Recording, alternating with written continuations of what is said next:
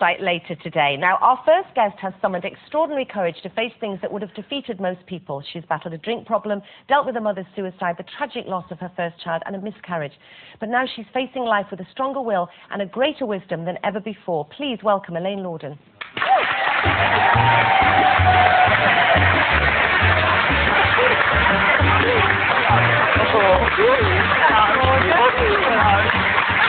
Oh, it's here. Hello, darling. Oh, lovely to see you. Oh. Now, Elaine, you may have heard that rather heated debate. I did. There. And you've obviously been someone who's had the rough end of the stick as regards the press. What are your views on what we were talking about? I think there should be a law to stop it, to be honest with you. I think it's fair enough if you go to a West End club or, you know, go to a celebrity do to be photographed. I think that's fair game. But from my point of view, I get photographed walking across the road to get a pint of milk in some smelly old tracksuit bottoms. And, you know, then I get, you know, shocking pictures of Elaine, and at my mother's funeral they turn up as well, which I think is... No, they are. I agree with you, Elaine. I mean, they are really badly behaved. They are naughty, and I think they're probably worse in this country than they are anywhere else in the world. And I do wish they would act sometimes with more respect. But I mean, do you agree? If you have any kind of privacy law in that restricts what they can do with celebrities, then it does protect the people, you know, that really do need to be exposed sometimes. And I think it's wrong. I think the press should have total freedom. Do you think, Elaine, that because, you know, you and I have both battled with the booze, or certainly according to the papers, so do you feel any kind of responsibility that you've maybe ignited the flame as regards the press are concerned? I think that they've created what they've wanted to create, and I've never sort of had the opportunity to say what I've wanted to say. And not even just as journalists as well. I mean, when I was pregnant, they were phoning up my doctors, pretending to be me, wanting to get my urine sample results and blood results. And fortunately, I've been with my same doctor for years, and the receptionist knew it wasn't me. But you know, I had to have code words. No, I'm sorry, but that to me says we should have a privacy law. Yeah. No. Well, I know. Well, no, I still. Yeah. Well, maybe we should. No, I still don't think they should. And but listen, let me just say, I do think they are underhand, and they are out of order, and they are shocking.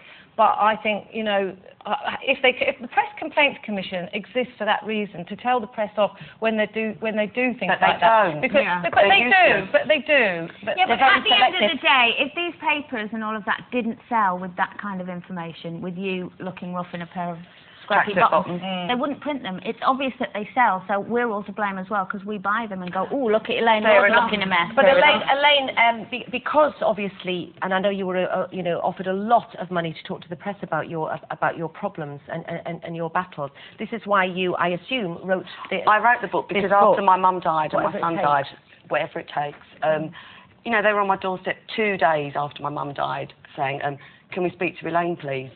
You know, no. Same with my son, and being offered so much money, I just wanted to be in control of it.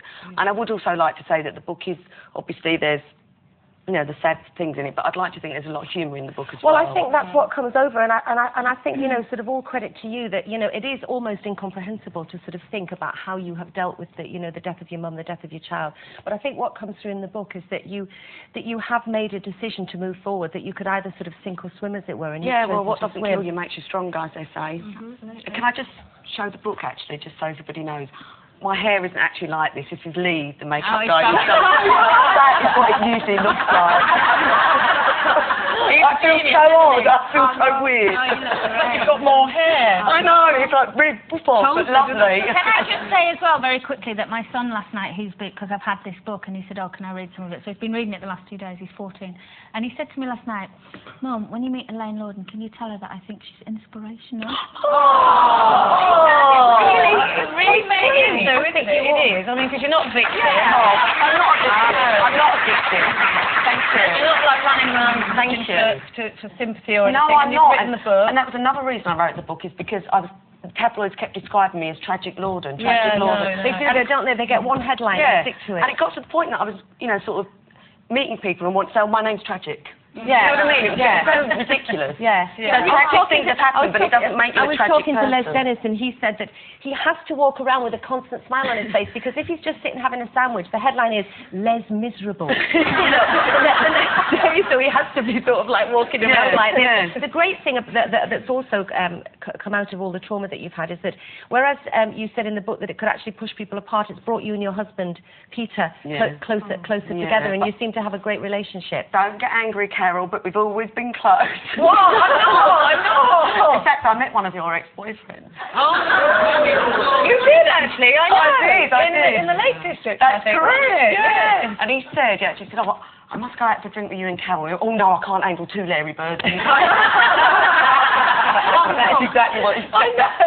Exactly. Elaine, has the book been like therapy for you, though? Has it been good for you to write all this down? Yeah, definitely. And empowering, because, it's my story in my own words. And I'm not going to lie, I did have somebody help me, but it is my own words. Yeah. So your book's probably, thinking. it's probably more used to someone than, we will be talking about self-help books later in the show, and I'd rather read a book like yours that actually, it proves that actually you can get through this stuff.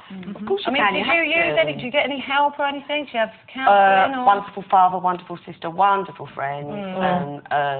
And can I just take this opportunity, I know it's a bit cheeky, just to thank all of the staff at the UCLH who looked after my baby, James. Of course. Neonatal Thanks unit. to all the staff. Thanks, Elaine.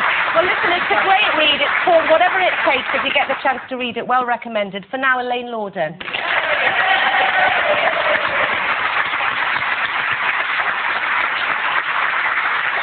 Time for a quick break, but still to come today, we'll be meeting